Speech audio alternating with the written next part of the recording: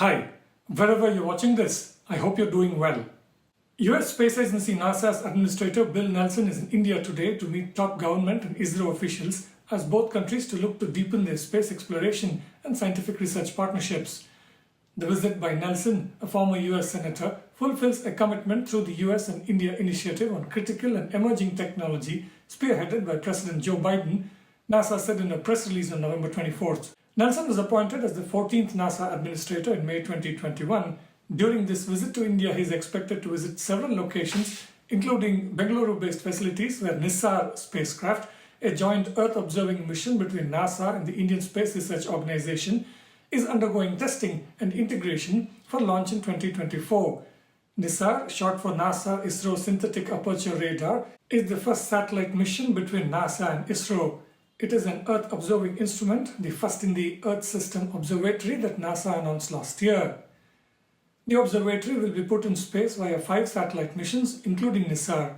It will measure Earth's changing ecosystems, dynamic surfaces, and ice masses, providing information about biomass, natural hazards, sea level rise, and groundwater, key information to guide efforts related to climate change, hazard mitigation, agriculture, and so on. Senator Nelson is also expected to meet students to discuss STEM, that is science, technology, engineering and mathematics, education, and how they can participate in the Artemis program, NASA's initiative to return humans to the moon and make it a launch pad for missions to Mars.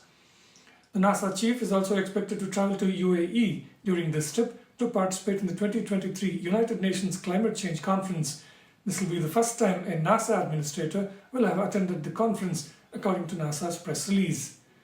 Over the last few years, India has opened up its space efforts to private industry and startups and established the institutional infrastructure and policies to foster this ecosystem. The Indian National Space Promotion and Authorization Centre, InSpace, is tasked with expanding the commercialization of India's space tech capabilities. In April, the government also released India's space policy to promote a comprehensive approach to the space economy opportunity ahead. The government's estimate projects India's space market to be worth about $40 billion in 2030.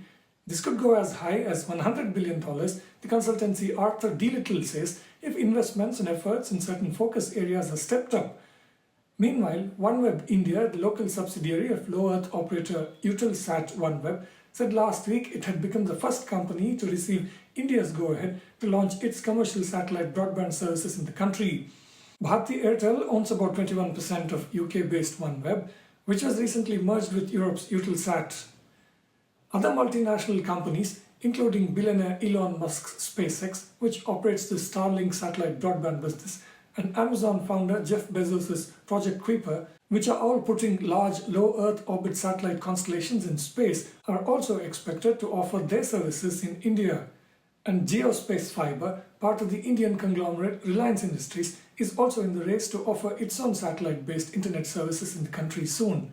On the startups front, Indian space tech startups have gone from raising only $35 million in funding between 2010 and 2019 to $28 million in 2020, $96 million in 2021, and $112 million in 2022, according to Traction, a private markets intelligence provider. This year, the sector has attracted $62 million in funding as of August, according to Traction. Indian space startups are developing a range of technologies and products, including hyperspectral imaging, 3D printed rocket engines for private space launch vehicles, satellite propulsion systems, and sustainable and less toxic rocket fuels. And that's one thing today in tech.